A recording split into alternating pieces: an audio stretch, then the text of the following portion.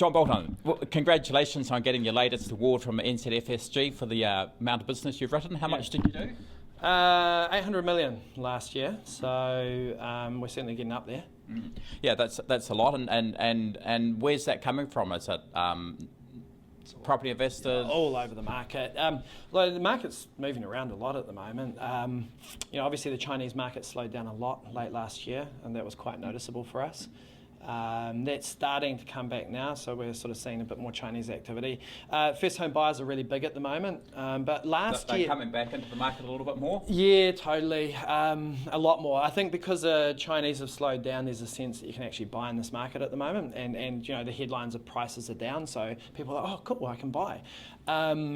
A lot of upgraders, so a lot of people just taking the opportunity to leverage the equity that they've built up in their house and to move. Mm-hmm. What's interesting with that is that historically the traditional path for that would be people keep their existing house and then buy a new owner-occupied, turn it into a rental. Mm-hmm. That can't really work now in the Auckland market. So we're seeing two things happen. One is that we're seeing people trundle down to Tauranga, Hamilton, Rotorua, and even Wellington at the moment to buy a rental, because LVR restrictions don't apply, they can leverage the equity in the Auckland property, or people are actually having to sell and upgrade. And how about property investors? We get the feeling that they're being quite conservative at the moment, looking for opportunities and just reducing debt?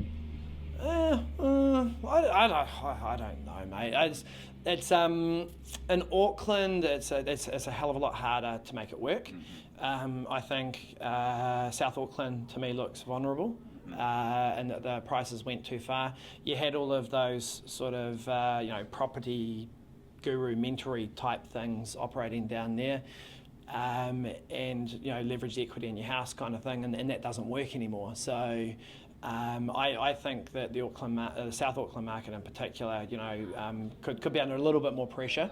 Mm-hmm. Certainly, I mean, you've seen the opposite's true of Hamilton and Tauranga. It's going mental down there, and we've got a lot of Auckland-based investors that are now down country buying. Yeah, and tell me, plans for the business and your growth. You've recently announced that you're doing a bit of capital raising. What's behind that? Yeah, just scale. We're growing, pretty rapidly. It's a big business now. There's a lot of people in here. We've got about 45 staff. We've got head office staff. We've got IT people. The reality is big business. We actually need to start beefing up the amount of capital that we're investing. And expansion. I know you bought a firm on the North Shore last year. Yeah. What's your thinking there? Yeah, well, easier to work with Spire guys than to try and open up a North Shore office. It's more cost effective, and there's some good synergies there. Yeah. I think we're keen to do the same thing in the rest of the country, really. Organic growth, we can do a lot online. We've got a lot of IT investment going in.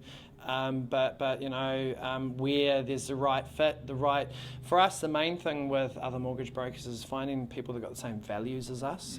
We're a very values-driven organisation. It's not like, we won't just deal with anyone.